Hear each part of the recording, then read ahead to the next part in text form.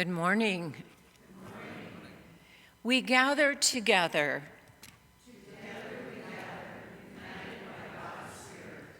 Listen, God is calling to each of us. Open our minds and hearts so we can hear the ways you continue to speak to us.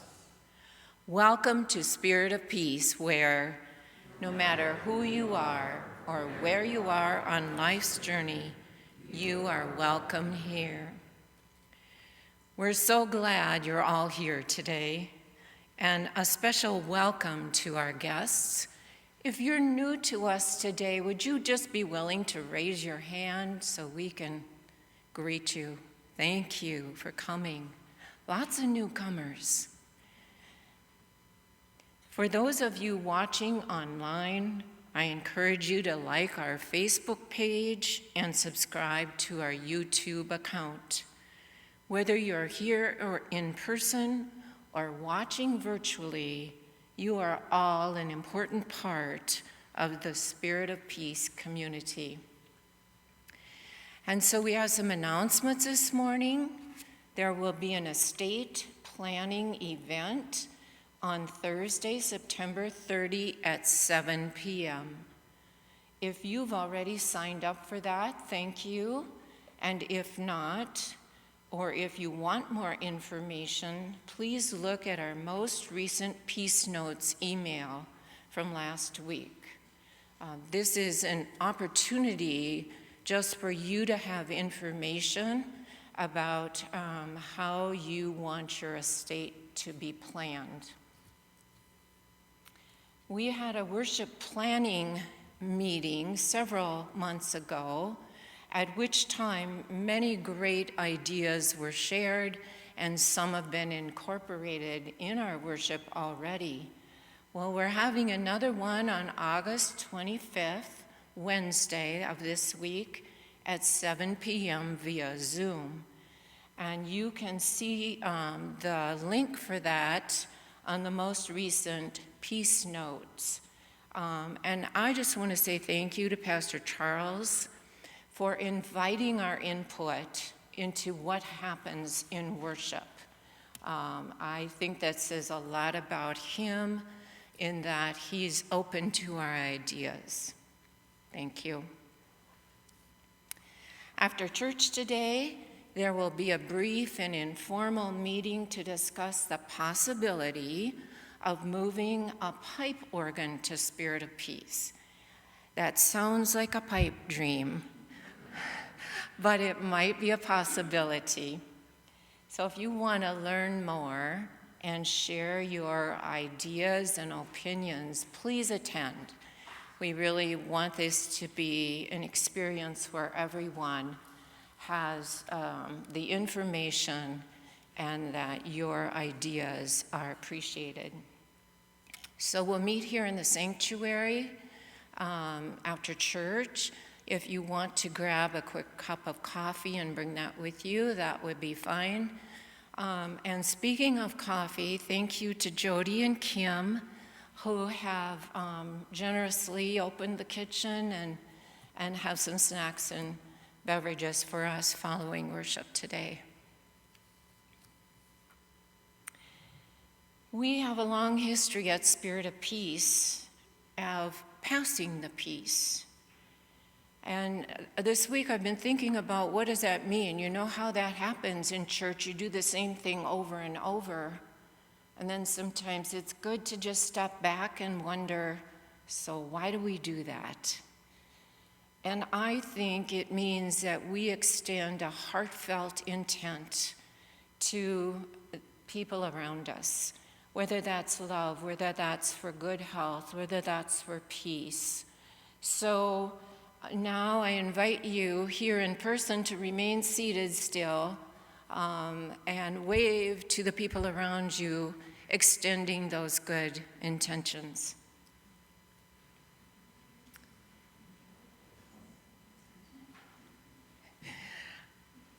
It's so interesting because under normal pre-COVID circumstances, everybody would be milling around and hugging and saying hellos, and now everybody's just like silent little mice waving. For those of you watching online, and for those who are here too, I extend you to even pass that piece via a text, an email, and if you aren't doing it now, maybe you want to follow up on that after service today, just to let people know you're thinking of them. And now please join me in our opening prayer.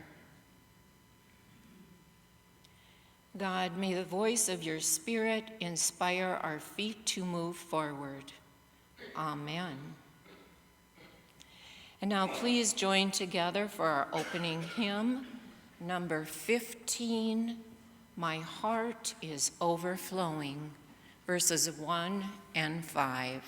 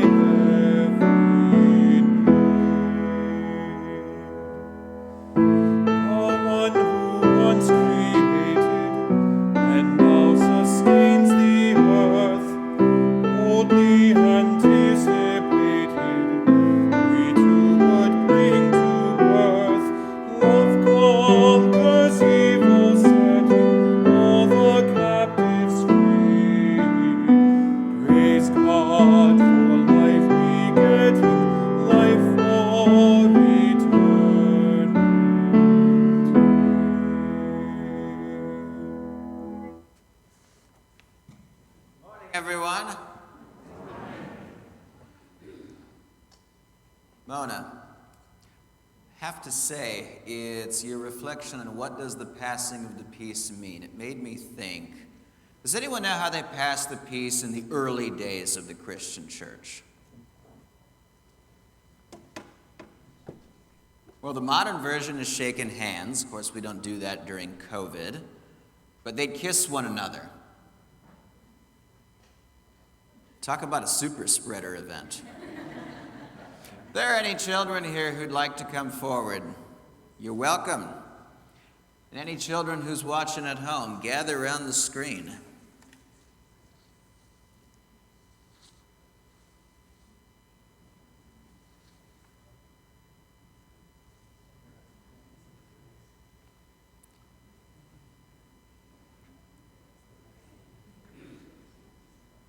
Good morning. How are the two of you doing?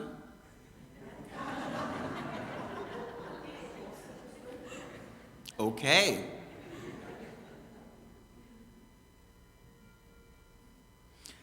I did shower this morning.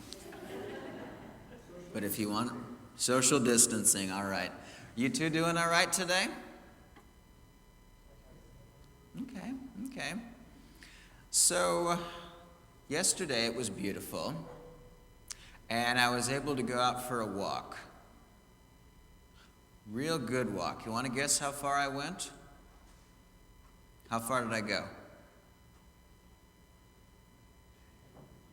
I'll give you the answer. I went 3 miles. My dog really wanted to go for a long walk, or as we call it, walkie. She hears those words and Juniper gets excited. She wants to go. What is something you need for a good long walk? What's going to make the walk go better? Let's open this up here. I'm looking for one answer in particular. Good shoes, yes. Why would you not go for a 3-mile walk barefoot? Ouch. Very ouch, yeah. Why would you not, would you wear flip-flops for a 3-mile walk? No. Unless if you lived in the days of Jesus, well then maybe you didn't have much of a choice. What shoes would you wear for a 3-mile walk? Tennis shoes, yeah. The shoes that you wear, they make a difference. So if you think of, you'd wear good shoes for a good journey. And if you think of living the life of faith, I know. It's way more interesting, right? If you think of the journey of faith as being one that you'd need good shoes, what kind of good shoes might you need for living the life of faith? Well, maybe you need an open heart so that when God speaks to you, your heart hears those words. Maybe you need kindness and love. God loves us, so in turn we love our neighbors. There are a lot of things that we can do, which if we think about it, it's kind of like wearing shoes for the journey of faith. So let's pray together. Thank you, God, for this great journey you've called each of us on. Prepare us for the journey. Give us good shoes for our feet. Amen. All right. Thank you so much for coming up. You can return back to your seats.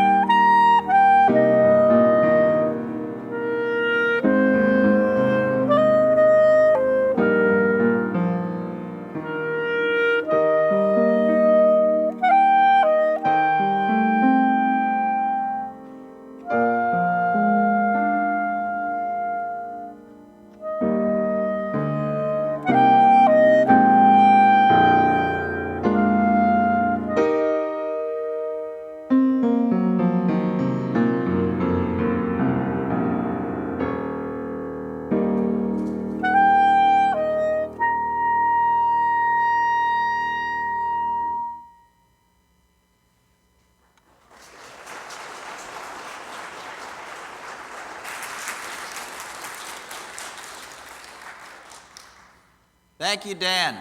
Thank you, Carl. And also, Dan, it's so great to have you back. I missed you. We missed you. Let's give him a hero's welcome.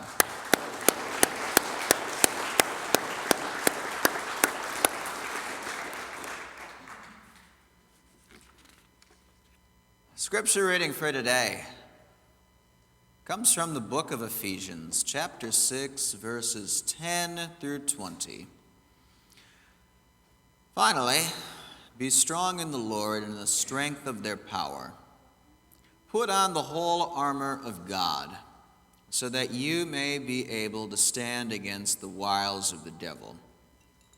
For our struggle is not against enemies of blood and flesh, but against the rulers, against the authorities, against the cosmic powers of this present darkness, against the spiritual forces of evil, even in the heavenly places. Therefore, take up the whole armor of God, so that you may be able to withstand on that evil day, and have done everything to stand firm. Stand therefore, and fasten the belt of truth around your waist, and put on the breastplate of righteousness. As shoes for your feet, put on whatever will make you ready to proclaim the gospel of peace.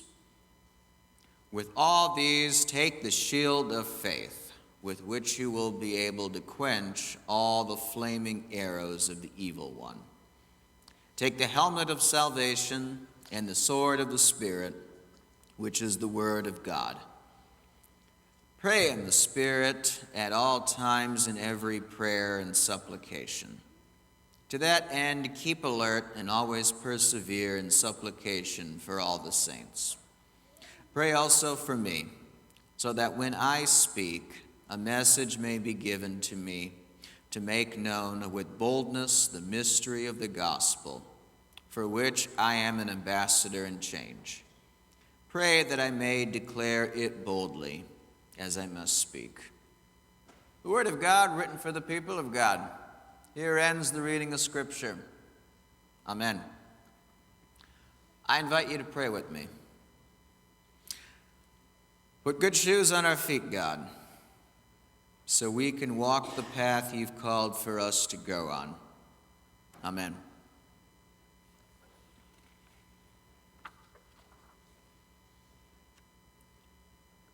A couple weeks ago, when I gave my first sermon on Ephesians, I mentioned something. I mentioned that of the 13 letters we have in the New Testament attributed to the Apostle Paul, these letters are fascinating, primarily because it's more likely than not that Paul didn't write all of them. Quick breakdown. There are 7 letters that scholars are convinced that Paul did indeed write. And then there are 3 letters they're convinced he absolutely did not write. And the final 3 have disputed authorship, with some scholars saying he did write them, others saying he did not. Ephesians falls into that awkward 3rd category. Ephesians has always fascinated me. While I can't read a single word in Greek, but from what I can tell from English translations, it looks like some of this might have been written by Paul, because some of the words and sentence structures and themes, it matches what we find in the 7 letters we know for sure that he did write. But then there are also parts of it that clearly he did not write it. But who knows? I could be wrong. Ephesians chapter 6, this was likely written by someone other than Paul. Paul lived in the 1st century, whereas this chapter, this reflects concerns for Christians who were living in the 2nd century. These images of suiting up for war, for fighting against the rulers, and the cosmic powers of the world beyond, these are images more common in Christian writing in the 2nd century. Sure, there's a chance that when Paul was writing in the 1st century, he was about 100 years ahead of his time, but that would be like musicians living in the 1870s being 100 years of their time by making music in the style of Pink Floyd or Led Zeppelin. With all that being said, I gotta confess, this is not one of my favorite passages. Usually, whenever this text shows up in the lectionary, I prefer to skip it. As a matter of fact, I think I've always skipped it. But what kind of a preacher would I be if I only preached on the text that I like? Pretty limited one. There is something that I found in this passage from Ephesians that really fascinates me. Seeing as you're all smart people, seeing as you saw from the title, from the post I put on Facebook, from the children's message, I am sure you can guess what it is I'm talking about. The author of Ephesians chapter 6 gives us this amazing image and just goes into so much detail describing the armor of God, all of these different parts of it and what they stand for and what kind of enemy attacks it'll protect a person from. But then right in the middle of this passage, we get this strange, clunky sentence that says, "As shoes on your feet, put on whatever." I read this and I'm left thinking, really? You went into so much detail with everything else. And then for shoes you say, put on whatever? This writing is so sloppy it's humorous. Or maybe it's not sloppy writing. Maybe there's a purpose behind it. As the best-dressed pastor in Sioux Falls, you can say whatever else you want about me. You can say, Pastor Charles, your sermons are mediocre at best, but you cannot deny best-dressed pastor this town has ever seen. So as the best-dressed pastor, I know a thing or two about shoes. You can learn a lot about a person based upon what they wear on their feet. There are some for whom shoes are a way of expressing their personalities. They have different shoes for different occasions, seasons, and events. And there are also some people whose shoes serve a utilitarian purpose. It's less about style, less about self-expression, more about you just need to have something on your feet because it is not socially acceptable to walk around barefoot everywhere. I once knew a bartender in Baltimore, and he had these amazing shoes he was so proud of. They were these beautiful dress shoes, and they were made out of crocodile skin. And every time I saw this guy, I just had to tell him, hey, nice shoes. And he'd always have to tell me, thanks. They're made of crocodile skin. And then there was Steve Jobs of Apple Computers. He wore the same pair of white tennis shoes every day, and he'd wear them to work. And sometimes he would wear them to important meetings. And sometimes his shoes would bear green grass stains on them after having just mowed the lawn. What do these two different people and their approaches to shoes, what does it say about them as individuals? Each pair of shoes, it tells a story about the person who wears them. So perhaps it's fitting, perhaps it's not sloppy writing, that here in Ephesians, we see the author saying, wear whatever makes you feel most comfortable for proclaiming the gospel of peace. Because each of us is called to take an individualized approach to living out the life of faith. For some people, the life of faith might mean being called to activism and social transformation. For others, the life of faith might mean taking up the calling of being a mystic, seeking refuge from the busyness of the crazy world around us, and experiencing the presence of God in silence and in the beauty of nature. For some, the life of faith, it's something that they feel in their heart. It's a lot of emotion. It's a lot of passion. For others, it's an intellectual exercise. The more you learn, the more you study, the deeper the waters of your spirit become. And then there are others for whom the life of faith, it's about a variety. You live it out in different ways, borrowing from all the practices I just listed, and then some. Everyone has their own way of living out their faith. And just because one person's faith life is different than another, it doesn't make one better than the other. Each of us is given our own unique pair of shoes, for which we wear to walk the path that God has called us to go on. Speaking for myself, I had my big revelation from God when I was in Thailand, studying abroad in 2009. I've probably shared some variant of this story before, so please do forgive me in advance for repeating myself. I really don't remember whom I've shared my stories to and whom I haven't.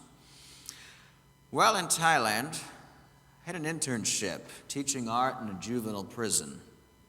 My classroom was a 25 by 25 foot steel cage in the middle of this open air compound that had 600 boys and 40 girls, all ranging in ages between 8 and 21. At that time, I was 21. And so I remember looking in the faces of the kids there. And I remember thinking, this could have been me if I had been born in Thailand. The more I got to know the kids, and I heard about their stories, heard about them coming from broken homes, heard about them living on the streets with little or no money and no way for them to earn an honest living. Heard stories about them being shunned by society because their skin was darker than the other Thai people who were lighter skinned. It was very much an eye-opening experience for me. I met boys who they had criminal records because they had stolen a car. They weren't even old enough to have a driver's license. I met girls who were arrested for being prostitutes. They weren't even old enough to have had their first period. I looked in the faces of those kids. I heard their stories, and I just thought, these kids were set up for failure by society. These aren't people who should be given criminal sentences thrown behind bars. These are kids who deserved better. I know I've shared this story before, but I keep repeating it because the faces of those children, not a day goes by where I don't think about that place and I think about the people that I met there. And that's why I'm going to keep sharing that story for as long as I live. Seeing those children really opened me up to all of the hurt in the world and inspired me to think, all right, Charles, what is it that you're here to do? What have you been called to do? What can you do with the gifts, with everything you have been blessed with, to give back? What is the small contribution you can make to building a more just world for all? That was my awakening. That was when I realized, all right, this is what life is about. It's not about me. It's about what can I do to make the world a better place. And I was reminded of this call to work for social justice a couple weeks ago when I went back to visit my old alma mater, United Theological Seminary, where in a letter that was given to me by the new interim president, there were these words that stuck out to me and really just made me think, yes, this is why I'm doing this work, and now I share these words with you. Why does United focus on social justice? We believe at the very center of the gospel is the call to work for the common good, which means advocate for those on the margins of society. We seek in all these things to treat our neighbor as ourselves and to acknowledge that whenever we care for the least of these, we care for Christ. Reading those words really inspired me, and it reminded me why I went into this line of work of being a pastor. My answer to how I live out my call of faith is by going out there and doing things. Whatever I can do to help make this world a little bit better, I put on my shoes, get out there, go get to work. That might be done on an individual level, of being there for someone as they're dying, or being there for them while they're sick in the hospital. Or it could be on a bigger scale, of getting together with like-minded people and working on broader issues that affect larger groups of people. While I was in Osage, I was very proud of the work that my church did. A very mission-minded group of people. And we as a church, we grappled with a lot of issues like food security in our county, caring for our neighbors in Malawi by sending them a ton, I mean a ton, of medicine bottles that had been cleaned and sterilized so they can use in their pharmacies and hospitals.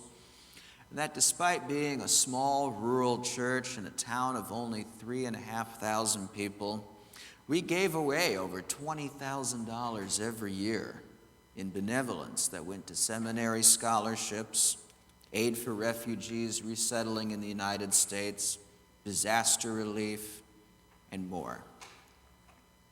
That was what being called to a life of faith looked like to me. But again, that's just me. That's just been the calling that I've been given. Each person has their own answer. If we had time today, wouldn't it be really cool if we opened up the pulpit and had people come forward and tell their own stories? I think that'd be really cool, but we don't have time for that, unfortunately. Maybe another day. Each of us, we each have our own individual way of expressing our faith because we each wear our own different pair of shoes for the journey God has called for us to undertake. So again, I ask you to think about your own story. What about you? What does the life of faith look like to you? You just heard my story. So what's yours? Each of us has been called by God for the journey ahead. And because no two journeys are the same, each of us wears our own pair of shoes. Amen.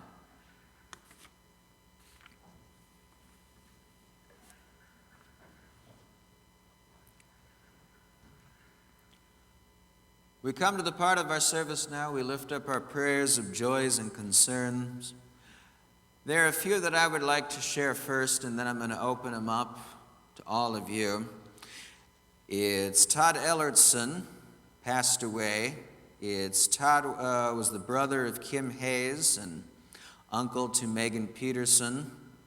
And Kim was able to go and say goodbye to him before he passed away. He was on life support. It's a very sudden and quick illness. And Kim just expressed she's been grateful for all the prayers, all the outreach that she's received from the Spirit of Peace community during this time.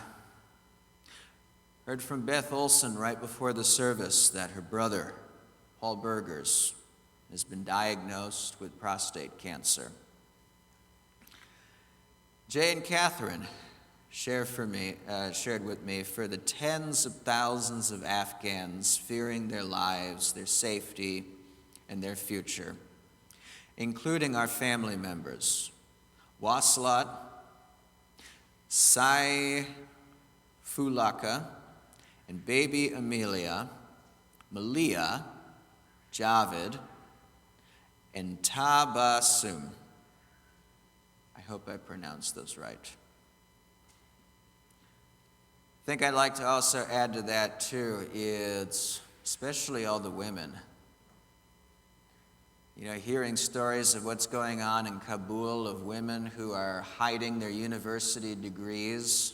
And I saw a team of 9 who worked in a robotics division were rescued and got out of there. It's thinking of the women who they had opportunities for that 20 years, and now they're going back several centuries. It's heartbreaking. Are there any joys and concerns that you would like to share? Our great-grandson, Tiger, he's old, and his mother, they're diagnosed with COVID. Betty lifted up great-grandson, Kaiser, and mother have been diagnosed with COVID.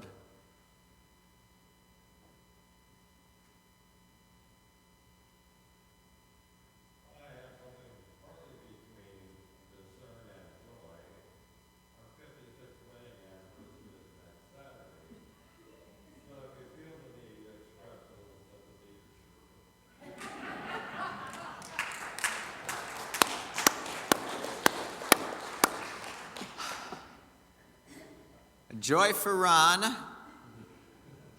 celebrating 56 years this coming week. A concern for Shirley. If we were in the tradition where we canonized people to be saints, Shirley, I'd put in a good word for you.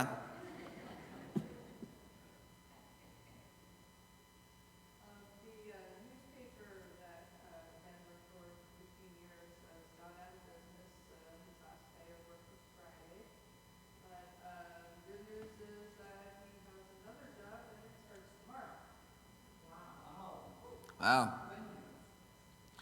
A concern and a joy. Concern, the newspaper that Dan was with for 15 years went out of business. Joy, got another job lined up.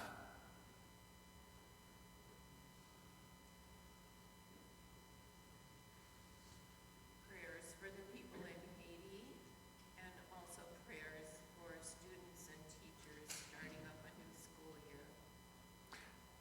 Prayers for the people in Haiti, and prayers for all the teachers and students who will be starting up school soon, especially with another rough school year with COVID.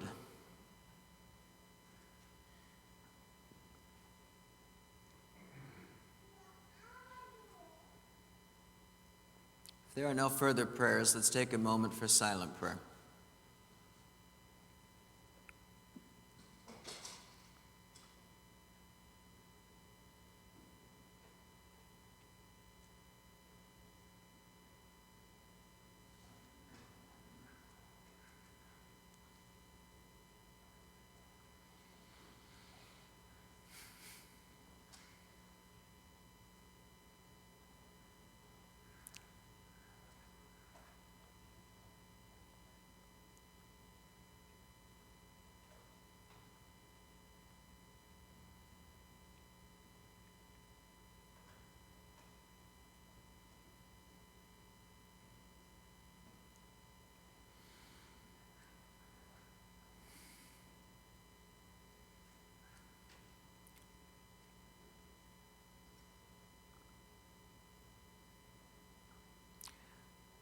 God of mystery and wonder, we celebrate the many ways you make your presence known in our lives. God, you call us to be a people on the move, always seeking out new ways to grow, to serve, to live. And so, God, we ask for a blessing on the journey as we discern the new ways you are calling us to do mission and ministry here in this time and place. Remember in our prayers all our joys and concerns. And God, you know, there are more that remain silent yet weigh heavily on our hearts. We give our thanks to you that no prayer is so silent that you cannot hear it. We lift these prayers up using the words Jesus taught in the Lord's Prayer. And though those words have changed over the years, their meaning remains the same. Please join me in this prayer, which is a translation in Kiowa, an indigenous North American language. God, you who are the creator of all the world, who lives above us beyond the clouds and sky, who lives around us in the mountains and woods, who lives beneath us in the earth and water, we honor your name. May what you want to be done here among us be carried on the winds to all the tribes, to all the creatures of the earth who live in the four directions. Give us a successful hunt that we may not starve, that we will have warm clothing for our backs and strong shelter for our families. Forgive us when we forget your way, when we neglect to honor you with our dance, or treat each part of your creation with respect, or listen to the visions your Spirit sends as we forgive those who break our traditions. Keep us from stealing the souls of others. Take trouble far away from our hearts. Set us free from the evil one. All belongs to you, the horse and the buffalo, the range and the prairie grass, the eagle and the deer. All praise and wonder we offer to you, from the dawning of the sun until forever. Amen.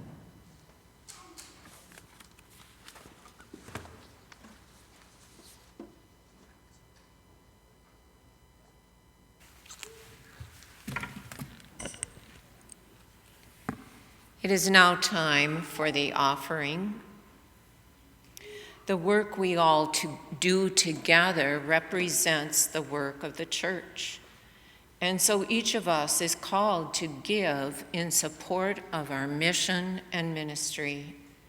For those of you who are here, you can place your offering in the basket. And for those of you watching online, there are 3 ways you can give to Spirit of Peace today. Text Spirit of Peace, SOP, Spirit of Peace with no spaces, to 73256 to give via text message. Or you can mail in a check to 6509 South Cliff Avenue in Sioux Falls 57108. Or you can visit www.spiritofpeacesf.org. Please give, and give generously.